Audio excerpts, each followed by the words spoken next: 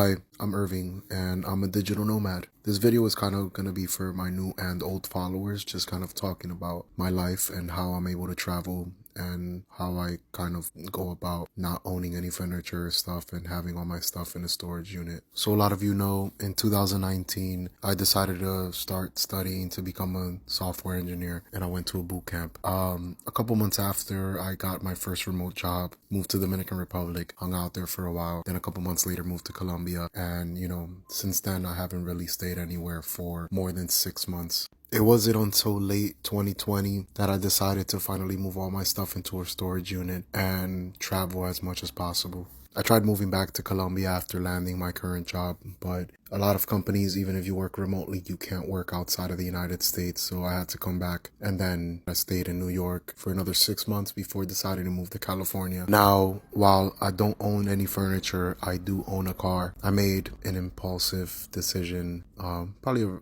kind of bad decision to just purchase a car while I was living in California. So I do have that, and that's pretty much the only thing that would be weighing me down. But I have it in a house that I was staying in with a friend that I trust.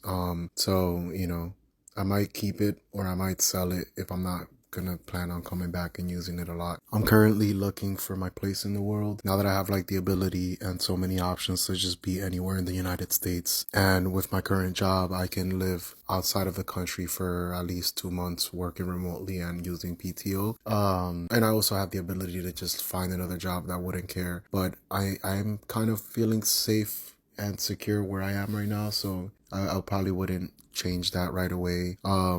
Now that I have so many options, it's just really hard to figure out what I want to do with my life or where I want to be. So I'm kind of nervous to tie myself down somewhere with furniture and all this stuff. So that's kind of why I have everything in a storage unit. All the junk that we're going through, I started collecting Game Boys and Japanese consoles a couple years back. I like modding Game Boys. Doesn't have to do anything with coding. I did not know any coding when I went into learning how to code. But yeah, this is just a hobby of mine.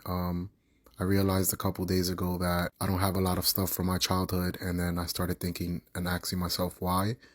And when I was a child, we became homeless. Me, my mom, and my brother, we lost our apartment and became homeless, and I realized we probably threw away most of my childhood there, and that's probably why I like collecting stuff.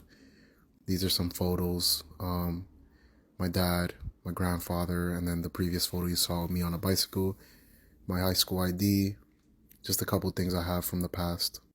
If you made it this far, leave an emoji or something just so I know somebody's listening. And thank you.